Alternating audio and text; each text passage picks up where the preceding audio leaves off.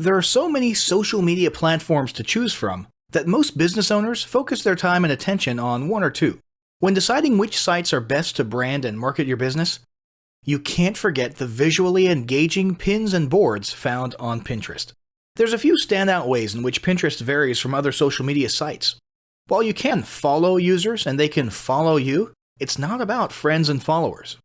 Instead, it's about generating instant access to engaging visual imagery and informative pins regarding any and every area of interest. These pins can be added to a user's personal boards for future reference. Anyone can access any other user's pins by the category or keywords related to the pin. While each pin can have a bit of text or even a URL, the goal here is not the "here's where I am and what I'm doing" topic of most social media platforms. Instead, a relevant comment regarding the post and what it represents is standard. Most importantly, unlike Facebook and Twitter where your post's peak engagement is rarely more than 5 days or a few hours, pins can continue to show up in search results indefinitely. Now, if you're inclined to stick with the major players like Facebook and Twitter, don't write off Pinterest until you take a closer look at the stats. First off, let's talk about the sheer size of your potential audience. Pinterest boasts an insane 150 million active users. Yeah, you heard that right. 70 million of those are in the US, with 80 million outside the US. As can be expected, Pinterest activity is proportionately astronomical. There are over 75 billion pins, which have been posted to over 1 billion public and private user boards. Over 2 billion shopping pins are posted daily. 87% of users make purchases after seeing products or services on Pinterest, and 93% use it with an eventual purchase, online or offline, as their primary goal.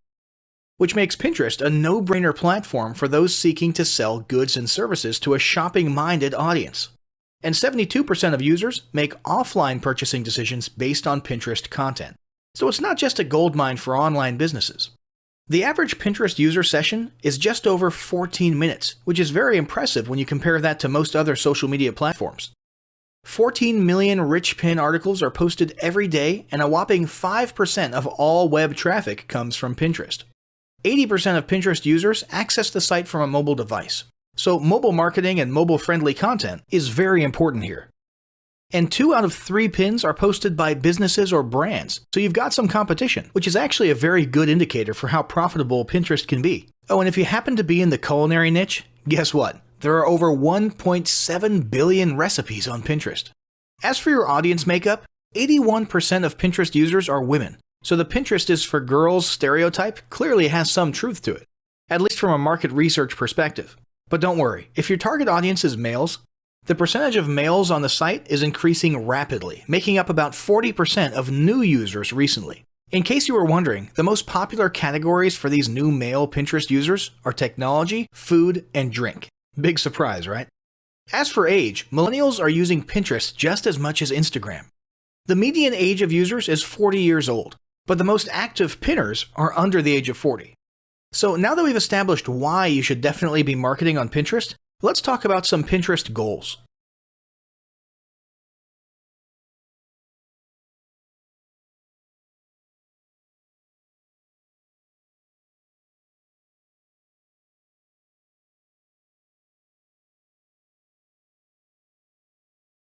Establishing marketing goals is critical to the success of your Pinterest marketing. Countless entrepreneurs and businesses have set up a Pinterest presence, made a few posts, and then let it sit untouched for months or even years. This is usually due to a lack or absence of goals. So, before you even begin establishing any sort of Pinterest presence strategy, you need to establish clear marketing goals. Your goals should be specific, measurable, and attainable. They can be long-term, short-term, or a mix of both. Deadlines and milestones can be helpful as well. I want to increase my social following would be an example of a bad goal that will likely result in your marketing efforts petering out after a while, because there's no specific milestones. I want to gain 1,000 likes by Christmas is an example of a good goal. It's specific, measurable, and certainly attainable. Below are some examples of the various goal categories you might be interested in for Pinterest. First up, traffic to website. And here we're talking about sales, leads, or content marketing. Probably one of the most popular goals of Pinterest marketing is to funnel your Pinterest traffic back to your own web properties. After all, most businesses don't do business on Pinterest per se. You're leveraging Pinterest to obtain traffic and convert that Pinterest traffic into brand followers, leads, prospects, and customers. So maybe your goal is to get people to a landing page with a free offer where they can subscribe to your list and become a lead. Maybe they're being sent to a sales page or an e-commerce store. Maybe you just want to do some content marketing and send them to your blog. Whatever the case, the end goal for a lot of businesses will likely be bringing Pinterest traffic away from Pinterest and over to their own web properties. Next up, there's social following, or Pinterest as autoresponder. In this goal category, your aim is to build a large number of followers. The reason we also refer to this as Pinterest as autoresponder is because the main sought-after benefit here is to increase the number of people who will see your pins in their home feeds. In this sense, your Pinterest posts become similar to sending out email broadcasts via your autoresponder. If you grow a large enough community, this can be very beneficial and turn into a huge source of free organic traffic for your business. Next, passive presence. Some businesses might have purely passive goals. Simply being present and discoverable inside of Pinterest is a benefit that has wider appeal and greater utility than you may think.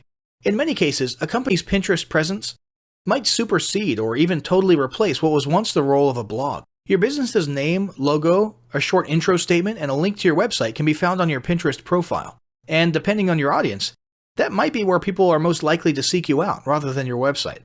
Much like a blog, people can see your boards and recent pins. This same approach can also be used for events, communities, and brands. Next up, brand awareness. Another goal that's less thought about might be spreading brand awareness and recognition. If you're just starting out, there's a good chance your brand might be in need of a jump start. If nobody's ever heard of you, a great way to increase recognition is to simply pin and share unique, helpful, or entertaining content and get your name, logo, and overall brand identity in front of as many people as possible, as many times as possible. If this is your goal, you want to avoid being salesy in the beginning. Ensure you're focused almost entirely on posting helpful, relevant, or entertaining content. Next, there's expanding existing audiences. If you've already got an audience, your goal might be to make it bigger. This can be done via several social marketing methods. Pinning or repinning viral content, either curated or created by yourself, can lead to a huge increase in your Pinterest audience. Although creating your own viral content can be great, if you don't have time or the means to do so, you can simply leverage existing content that's already proven itself to be viral by curating or resharing it with your own comments or angle added to it. Also, a few humorous images and memes can't hurt either. Other ways to expand existing audiences can include contests, sweepstakes, and gamification. Assuming your offers and prizes are compelling enough, incentivized sharing can be very effective. Just ensure your methods are permitted by Pinterest's terms of service. After that, there's enhancing or repairing PR. This is a goal that any business can engage in. Non-sales related PR campaigns can include pinning photos or videos that foster positive value and goodwill, or even involvement in noble causes or social movements. On that last one, though, be careful not to alienate half your prospects if the movement is too political or ideological. Did your business recently donate to a charity, or build a school in a third world country? Serve food at a local pantry? These are all things to pin about. These don't necessarily need to be about things that your business participated in. They can be content about general things like a heartwarming video about helping the poor or caring for the elderly. Special holidays like Christmas, Thanksgiving, or Mother's Day also present opportunities to leverage emotions, foster goodwill, and enhance your public relations. If necessary, PR repair can be done as well. If your business recently had a mishap or did something that caused negative PR, a campaign of PR enhancement like described above can work wonders in improving your public image. Last but not least, there's market research. This is a hugely beneficial goal of Pinterest marketing. If you're just starting your business or going down a new path, Pinterest can be an excellent place to learn more about your audience and your market. This can be done in a structured way by pinning to things like surveys and questionnaires, or in a less structured way by simply engaging with your audience, commenting, asking questions, and so on. Also, lurking or conversing in Pinterest boards related to your industry can teach you a ton about what your customers want and who they are. Beyond that, you can monitor your competitors' profiles and boards to see what their customers like and what they're complaining about, so you can adjust your business accordingly. Creating your own board and engaging within it is another great way to get a constant stream of market and audience data flowing into your business. Ultimately, your goal should be to come up with one or two ideal customer avatars that you can then base your marketing and product development on. All the goals you've learned about in this section require some sort of presence on Pinterest. So, let's discuss how to start building that presence.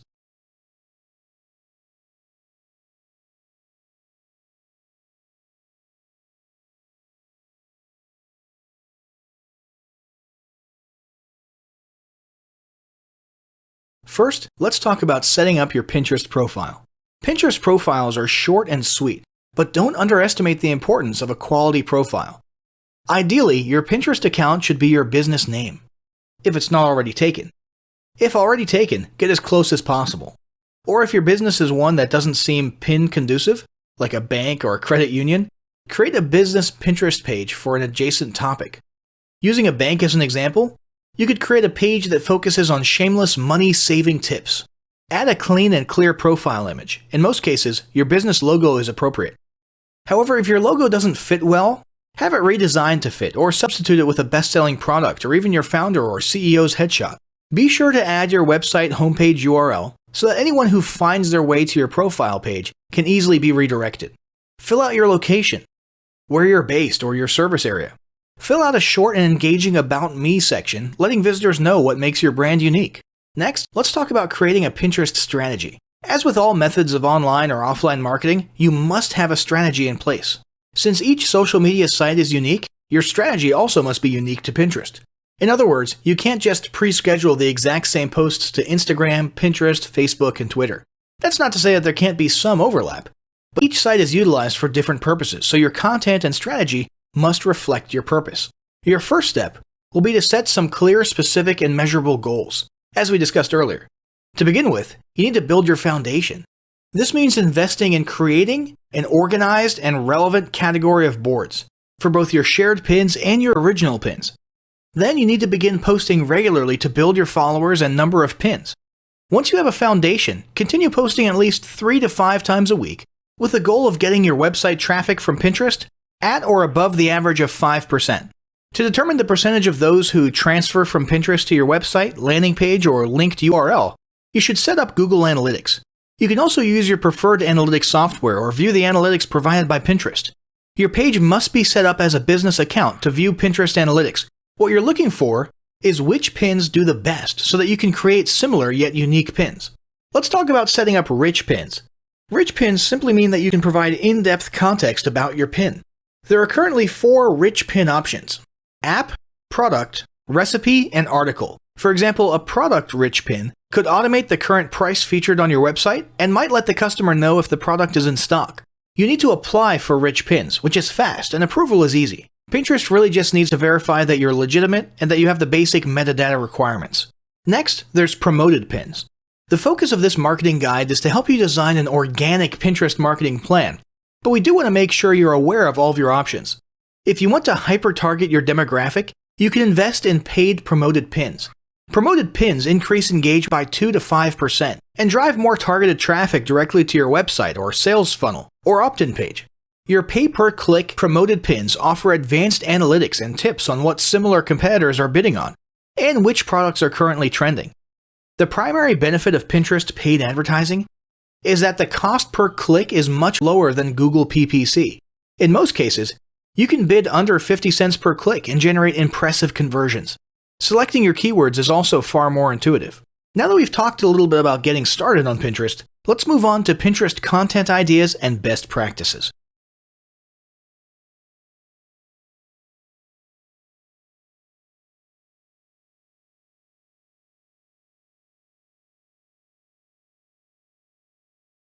Currently, the most popular categories on Pinterest are fashion, home and garden, food and beverage, and beauty.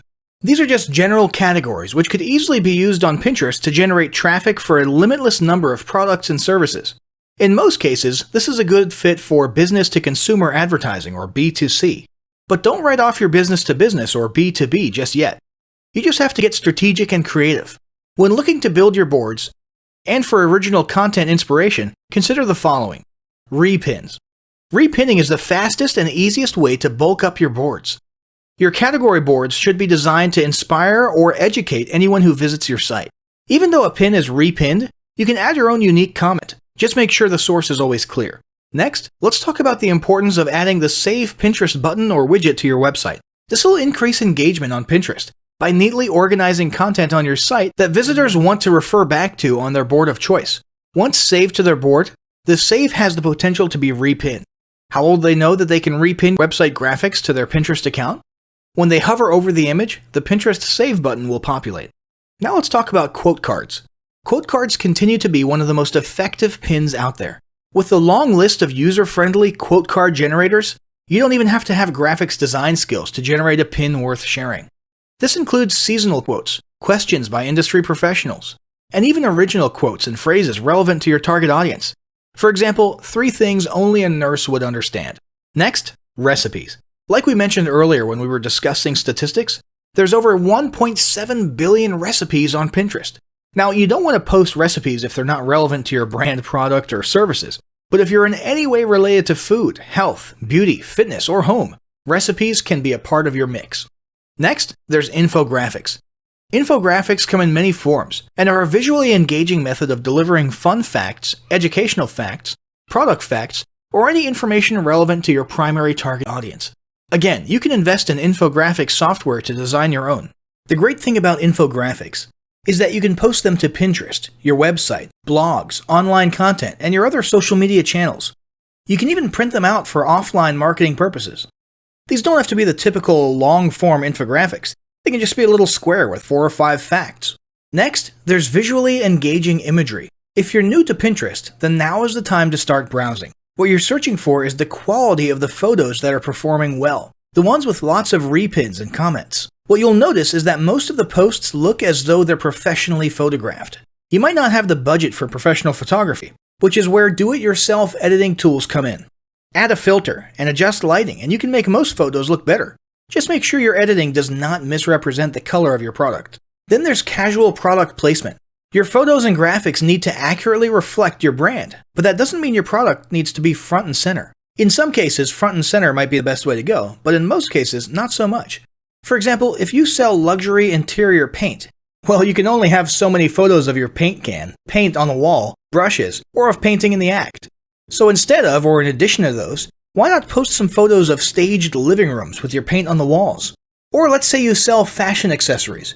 Your posts will get more action if you show stylish ladies sporting your fashions, as opposed to a ton of close-ups of your jewelry or handbags just laying down on a flat surface. Now let's talk about ratios for your pins. Pins that are too tall get cut off on mobile devices. And since 80% of users use mobile devices to browse Pinterest, you really don't want that. You can upload any size pin, but not all will reformat in the visually appealing manner that we're looking for. When it comes to ratios and designing your pins, keep these tips in mind. Profile photos should be 165 by 165. Your board cover image, 217 by 146. Tiny thumbnails will be 70 by 70. The aspect ratio for pins is 2 by 3 to 1 by 3.5. The maximum pixel width is 736 pixels, but you might want to aim closer to 600.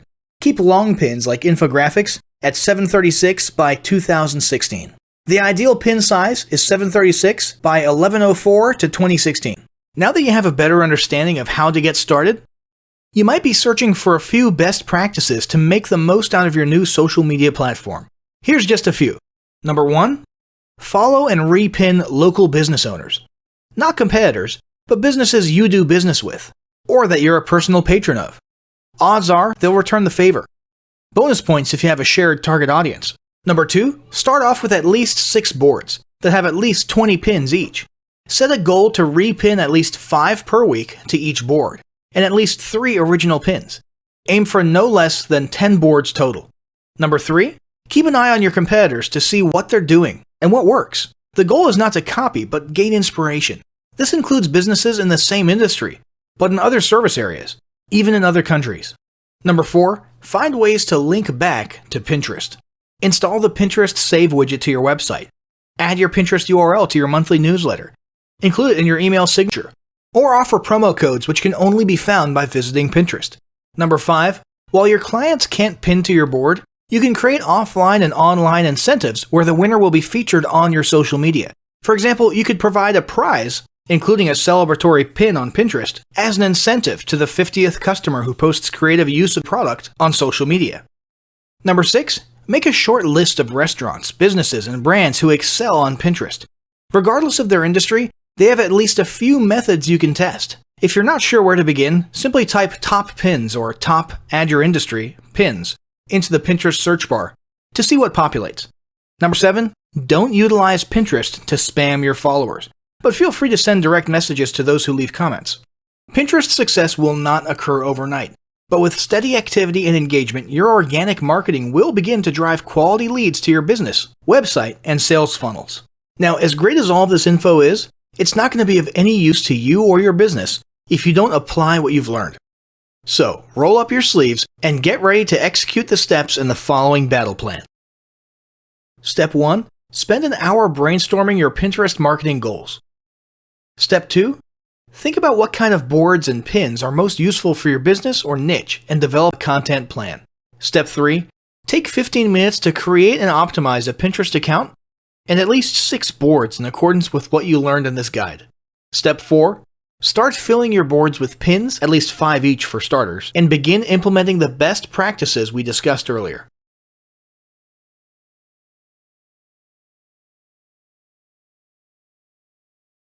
Alright guys, I'm going to give you a quick tutorial on how to rebrand these Viking PLR packs if you so choose.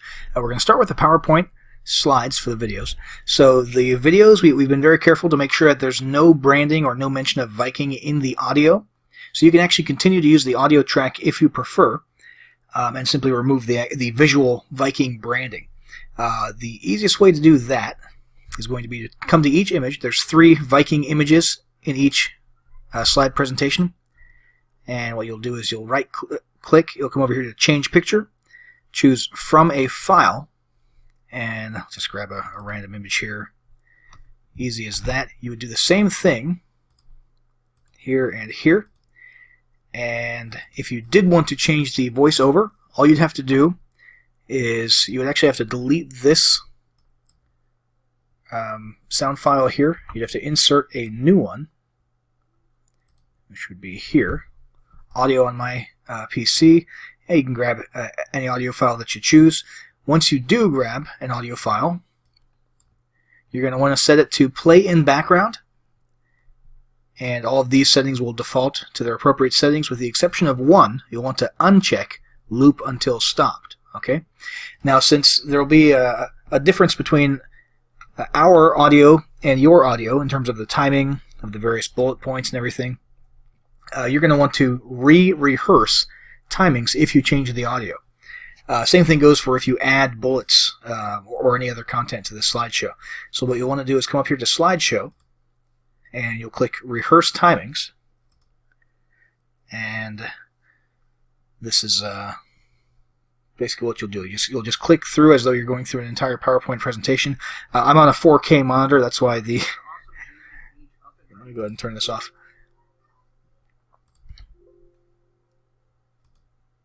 Yeah, sorry. So I was on a 4K monitor, so that's why it looked all zoomed in there. But basically, you would just proceed as though you were doing any other PowerPoint presentation and clicking at the right times in synchronization with your audio. And once you've done that, at the end there, when it says, do you want to save the timings, you hit yes. And from that point forward, when it renders a video, everything will be in sync. Okay, so we've covered how to change the images, remove all the Viking branding, how to change the audio. The last thing left to do in order to make these into a video would be to come over to File, and you're just going to come to Export, Create Video. Make sure this is set to use recorded timings and narrations. Those are the ones that you just set up. It should be set that way by default. And to choose your presentation quality, there's no reason not to do full HD these days. And create video, and that'll render, over the course of a few minutes, an MP4 video file of this presentation. And let's see if I missed anything here. Nope, I think that's about it for the PowerPoint slides. Let's move over to the the Viking bonus creation Word documents. So what I'm about to say applies to the reports as well as to the full ebooks. And really, it's actually very similar to PowerPoint, except for one thing I'll mention at the beginning is this background. It's here for stylistic reasons. It looks kind of cool and slick, but I understand a lot of people might not like that. So what you'll want to do, when you first open the document, everything will look kind of gray and hazy here. And that's because that background image is actually in the header. And it is, as far as Microsoft Word is concerned, it's layered in front of the text. So step 1 is going to be to double-click in the header area. Step 2, click one more time, and you're actually going to select this background image. Okay. You'll see these little dots up here in the corners and on the sides. That's how you can resize this. If you want to keep this background and you just want to get rid of it temporarily while you edit and change things so you can see a little more clearly, that's all you do. You just drag it to the side and then remember to drag it back over before you finally render or export your document. And if you want to just delete it, that's fine. Just hit delete and you get rid of that. If you want to switch to a white background, we'll just come over to Design up here, Page Color, change the page color to white, and what you'll see is that Microsoft Word, let me close out of the header mode actually, there we go. Microsoft Word, when you change the background to white, automatically changes the white text to black. Okay, let's see here. Same rules apply here for changing the picture. Change picture from file. You can choose any picture that you'd like. You would want to go into the footer area. I'm going to go ahead and change the page color back to black. It's worth noting here that in the footer area it does not automatically change this text to black if you change the background to white, so you'll want to come in and manually do that. Just up here under Home, and you can obviously change colors up here. And you're going to want to come in here, obviously remove the Viking branding from this, replace this image, and look for any other references. There shouldn't be any other references to Viking branding with the exception of down here inside of the reports where it actually recommends that your customers or your leads grab the ebook inside of each of the reports. But you can always just do Control F and look for the word Viking, see if there's any other Viking branding that we missed. We made sure not to include any in the actual body of the document in the case of the ebooks. And that is about it for the Word documents, guys. I just want to reiterate, when you distribute this to your audience, it needs to be in PDF format. So you're going to come up here to File, and you're going to save as Adobe PDF. Simple as that. Same thing goes for the PowerPoints. You can only distribute the video files once you export it as an MP4. You cannot distribute the actual presentation slides themselves. Again, unless you upgraded and got the master transferable PLR rights, in which case you can sell PLR rights to these. But if you just got the standard package of our Viking PLR bundles, and you're just distributing these to end users under your own PLR rights, make sure that when you distribute, you're only dealing with PDFs and video files, not with any Word documents or PowerPoint slides. That's about it for the tutorial. Guys, if there's any information here that I didn't cover or that you don't understand about rebranding, feel free to send us a support ticket, and if necessary, we'll go ahead and update this tutorial and re-upload it to the members area. All right, thanks, guys.